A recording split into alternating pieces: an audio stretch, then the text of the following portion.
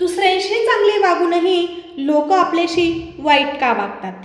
जाणून घ्या कारण. आपण चांगले तर जग चांगले ही थोरा मोठ्यांची शिकवण आपण अंमलातही आणतो, परंतु बऱ्याचदा अनुभव असा येतो की आपण कितीही चांगले वागा पण लोक आपल्याशी वाईटच वागतात. असे का? हा प्रश्न आपल्याला पडतो आणि आपला चांगुलपणावरचा विश्वास उडायला लागतो. त्यावर उत्तर दिले एका साधू महाराजांनी. एका गावातला एक तरुण अतिशय साधा भोळा आणि प्रेमळ होता. कोणी कसेही वागो पण त्याने आपला चांगुलपणा कधीच सोडला नव्हता. परंतु एक वेळ अशी येते जेव्हा संयमाचा बांध फुटतो आणि आपल्याला स्वतःच्याच चांगुलपणाचाही राग येऊ लागतो. मन व्यवहारी होते, स्वार्थी होते, परंतु हा बदलही आपल्याला सहन होत नाही, कारण चांगले वागणे हा आपला स्थायी भाव असतो. त्या तरुणाच्या बाबतीतही असेच झाले. तो अतिशय अस्वस्थ होता. त्याने गावातल्या एका साधू बाबांकडे जाऊन शंकेचे समाधान विचारले. साधू महाराजांनी त्याला आपल्या सदऱ्याच्या खिशातून एक अंगठी काढून दिली. साधू महाराजांनी त्याला आपल्या सदऱ्याच्या खिशातून एक अंगठी काढून दिली. तुझ्याजवळ ठेव आणि त्याची किंमत किती मिळू शकते त्याचा तू शोध घे. फक्त काही केले ही अंगठी विकू नकोस. प्रश्न आणि उत्तर यांचा परस्पर काही संबंध नसताना साधू महाराजांनी दिलेलं काम पाहून तरुण निराश झाला. परंतु त्याने दिलेलं काम पूर्ण करायचे हे ठरवले. तो एका व्यापाऱ्याजवळ गेला.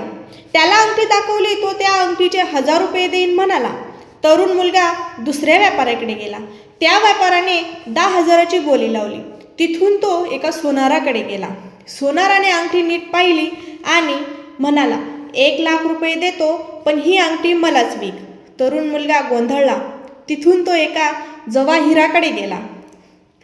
त्याने मोल ठरवायला वेळ लावला, पण त्याने जे उत्तर दिले ते उत्तर ऐकून तरुण मुलगा चक्रावला. जवाहीर म्हणाला, माझी सगळी संपत्ती देऊ केली तरी या अंगठीचे मोल मला फेडता येणार नाही. हे ऐकून गोंधळलेला तरुण साधू महाराजांकडे परत आला. त्याने सगळी हकीकत सांगितली. त्यावर साधू महाराज म्हणाले, बाळा, अंगठीची किंमत ज्याने त्याने आपल्या कुवतीनुसार सांगितली. जो खरा रत्न पारखी होता त्याने ही अंगठी अमूल्य आहे असे सांगितले. याचाच अर्थ आपले गुण ओळखणारी आणि त्या गुणांची कदर करणारा सुद्धा तेवढाच गुणवान असावा लागतो. जे लोक तुझी किंमत करत नाहीत ते त्यांच्या कुवतीप्रमाणे तुझ्याशी व्यवहार करतात. मात्र जे तुला ओळखतात, तुझी किंमत योग्यता समजतात, तू ही अंगठी आहेस असे समज. कधी ओळख आणि तुझी किंमत सामान्य व्यापाराने ओळखावी अशी अपेक्षा करू नकोस. तू तुझा चांगुलपणा कायम ठेव. कोणीतरी रत्न पारखी आयुष्यात नक्कीच भेटेल. एक गोष्ट सदैव लक्षात ठेवा की रिकाम्या भांड्यांवर झाकण आणि चुकीच्या विचारांवरची पाठराखण कधी उपयोगाची नसते. तुम्ही चांगले आहात की वाईट हा विचार कधीच करू नका, कारण लोकांना गरज पडली की तुम्ही चांगले आणि गरज संपली की वाईट. आपण पायाने चालतो तेव्हा तो प्रवास होतो.